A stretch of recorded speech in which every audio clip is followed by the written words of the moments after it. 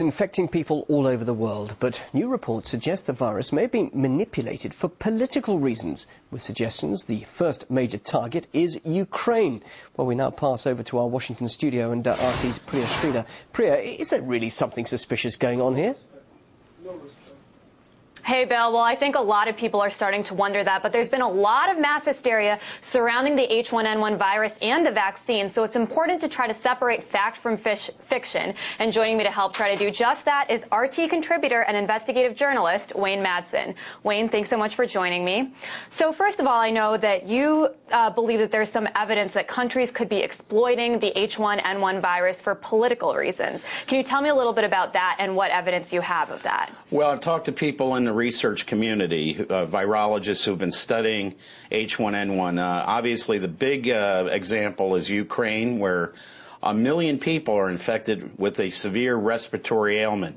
It's not known whether this is H1N1, but I can say as someone who's had H1N1, it has a lot of the same effects as pneumonia. Fortunately, it doesn't last as long as pneumonia.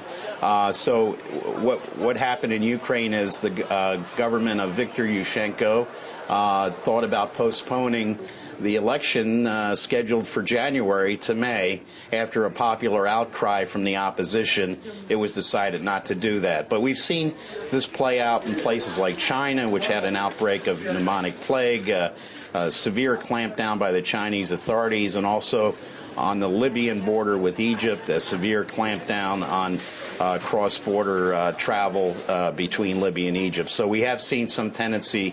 Slovakia, for example, has now closed its border except for one border crossing with Ukraine as a result of this outbreak in Ukraine. And why would the Ukrainian government want to politically exploit the H1N1 virus or whatever it is? Well, it's known that Yushchenko isn't that popular, so this might have been an attempt by him to try to put some distance between January and May, where he could build up some popular support amid a crisis. And also in Poland, the health minister there says she's not in favor of buying any H1N1 vaccine because she anticipates an outbreak of avian flu between January and March of next year. So there's a lot of health experts around the world who are seeing this pandemic in a totally different light than what we're hearing from the Centers for Disease Control and the National Institutes of Health here in the United States. And so if it's not H1N1, what is it then, and what are countries in Europe doing about it?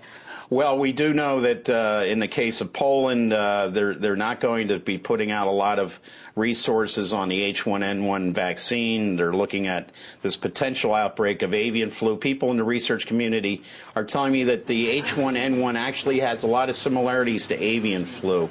This was recreated, really, when DNA from a Inga Inuit woman who died of this in Alaska, Breivik Mission, Alaska, in 1918. They recovered this DNA from her frozen corpse. It's also very odd that right now there's an outbreak of H1N1 on a small Inuit island called Little Diomede between Alaska and Russia. The odd thing is they haven't had regular air service for 4 months. So the question is, how did it get to this island? The Alaska National Guard has responded to this crisis, but in 1918, the Inuit village of Breivik Mission was almost wiped out from that particular pandemic. So there's a lot of anomalies with this virus, and the research community is looking at this very closely. Well, a lot of questions still being raised about the H1N1 virus, but for now, Bill, it's back to you. Priya, thanks very much indeed. That's Priya Sridhar live in our Washington studio speaking to the investigative journalist.